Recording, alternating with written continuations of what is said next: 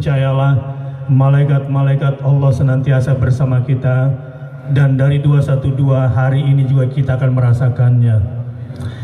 Kepada para ulama, para habaib, para asatidz, wabil khusus yang saya hormati dan saya banggakan, Amir Mujahidin Bapak Kiai Haji Muhammad Thalib dan Bapak Abu Jibril, dan juga Bang Irfan sebagai tanfidhi. Insya Allah saya Bakhtiar Nasir melihat adanya keberkahan besar di Kongres kelima Mujahidin, dan saya menangkap mudah-mudahan rahmat Allah berturunan di sini. Amin. Allahu Akbar. Dan insya Allah muzakarah yang akan dihasilkan nanti dengan ketulusan niat para ulama, tanpa ada syahwat-syahwat keduniaan, dengan kejernihan tujuan-tujuan para ulama yang hari ini hadir di Tasikmalaya, kita dukung dan kita jaga. Siap? Semoga akan menghasilkan hal-hal besar untuk bangsa ini hari ini dan ke depan, sehingga Indonesia betul-betul menjadi baldatun thayyibatun wa rabbun ghafur. Takbir. Allahu Akbar. Takbir. Allahu Akbar. Allahu Akbar. Alhamdulillahil karimir rahman, allamal Qur'an, khalaqal insan, allamahul bayan. Asyhadu an la ilaha illallah wa asyhadu anna Muhammadar Rasulullah. Allahumma fashalli wa sallim wa barik ala nabiyyina wa habibina wa syafi'ina wa qaidina wa maulana Muhammadin sallallahu alaihi wasallam. Di waktu yang singkat saya akan menyampaikan ekstrak pemikiran saya tentang langkah sahwa Islamiyah ke depan. Sejujurnya pasca 212 saya lebih fokus untuk mengawal ghirah sahwah ini ketimbang berpikir untuk kepentingan-kepentingan pendek. Bismillahirrahmanirrahim. Saya akan mulai pembicaraan starting from the end. Saya berbicara bermula dari belakang. Sejak runtuhnya Khilafah Islamiyah 1924 dan Indonesia merdeka pada tahun 1945, mudah-mudahan paling lama insya Allah 100 tahun setelah Indonesia merdeka pada tahun 2045, Islam akan tegak di muka bumi dan Indonesia yang akan menjadi pondasi terkuatnya ini insya Allah. Amin. Allahu Akbar. Ada beberapa indikator ubasyirukum jami'an. Saya akan memberikan beberapa indikator sebagai kabar gembira. Saya baru kembali dari beberapa konferensi internasional di beberapa belahan dunia sambil melihat potret Indonesia. Sebab kalau bangun pagi itu langsung baca WA, belum baca Quran, belum buka satu hadis satu hari, belum tadabbur satu ayat satu hari, belum melihat apa yang terjadi di dunia luar, langsung buka WA, sepertinya besok itu Indonesia kiamat. Ini gara-gara kurang berinteraksi dengan manual peradabannya. Dalam beberapa konferensi internasional, ternyata para aktivis pejuang-pejuang Islam dunia di tengah pergolakan dan pertarungan dunia, semua mata menuju Indonesia, dan mereka sangat berharap kebangkitan itu dari Indonesia, dan bekal-bekal itu begitu nampak dari Indonesia, insya Allah. Saudara-saudara,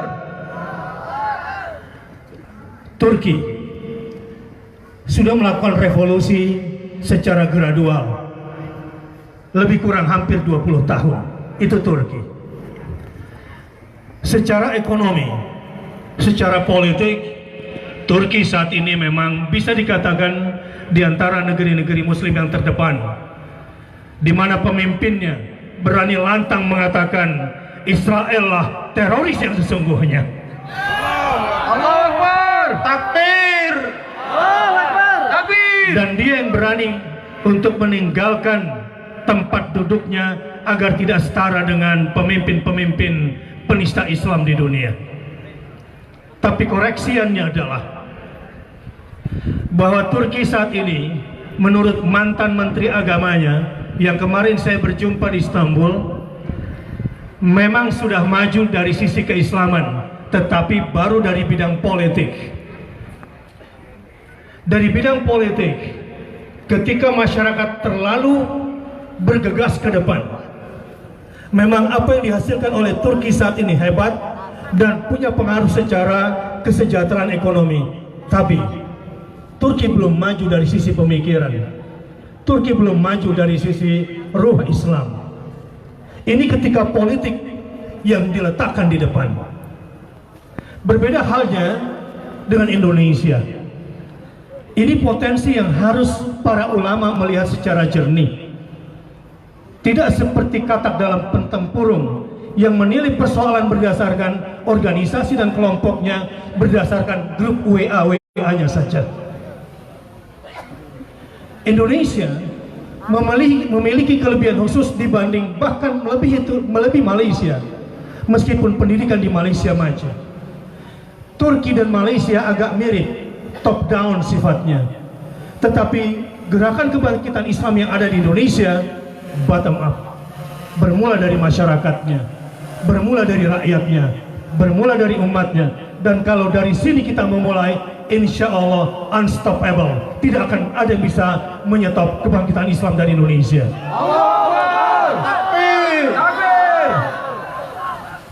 Kesalahan terutama dalam memilih pemimpin di Indonesia yang selalu menjadikan indikator ekonomi untuk terpilihnya seorang pemimpin. Ya katakanlah pilpres nanti, apapun hasil ijtima kita, dengan semua zikir dan teriak takbir kita, ujungnya yang megang palang pintu partai akan menanyakan dua hal saja ujungnya nanti: popularitasnya dan isi tasnya. Tapi ada yang lebih penting untuk kita pikirkan. Ketika kita memaksakan diri, apakah betul-betul kita sudah mempersiapkan calon pemimpin Indonesia yang sekarang hutangnya sudah 5.100 triliun, dan boleh jadi nanti di pemilu nanti sudah menaiki sampai ke 6.000 triliun. Kira-kira ulama siapa yang bisa menyelesaikan persoalan seperti ini? Saya ingin katakan bahwa ada proses yang harus dilakukan secara rasional dan penuh kesabaran, tidak gerasa-gerusu. Saya ambil contoh-contoh negara-negara Kaukasus dan negara-negara Balkan. Mereka secara ekonomi maju. Saya tidak ingin menyebut negara mana, tapi saya baru pulang dari negara itu. 95% penduduknya Muslim semua. Tetapi jangan berharap ada jilbab berkeliaran di mana-mana digunakan oleh masyarakat, sebab indikator ekonomi yang digunakan pemimpin negara itu, indikator ekonomi yang digunakan oleh masyarakat negara itu untuk mengukur kemajuan sebuah bangsa atas nama agama.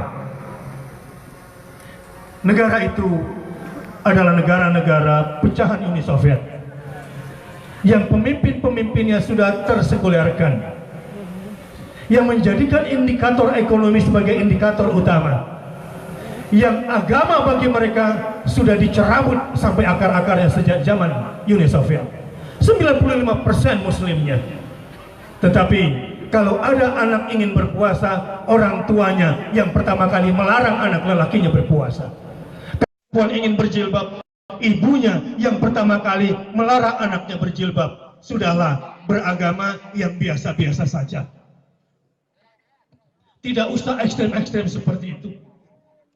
Yang penting negara tenang, yang penting ekonomi cukup, yang penting hidup kita tentram. Kira-kira banyak pemimpin yang berpikir yang seperti ini.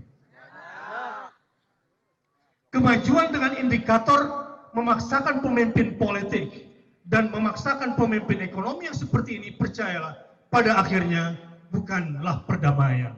Islam, din salam. Islam adalah agama yang menyebarkan kesejahteraan, keselamatan, dan perdamaian sesungguhnya. Dan itu hanya terjadi ketika sama-sama kita memulai kebangkitan Islam dari Indonesia, dari berbagai sisinya, dengan mengatakan la ilaha illallah wahdahu la syarikalah lahul mulk wa lahul hamd wa huwa ala kulli syai'in qadir.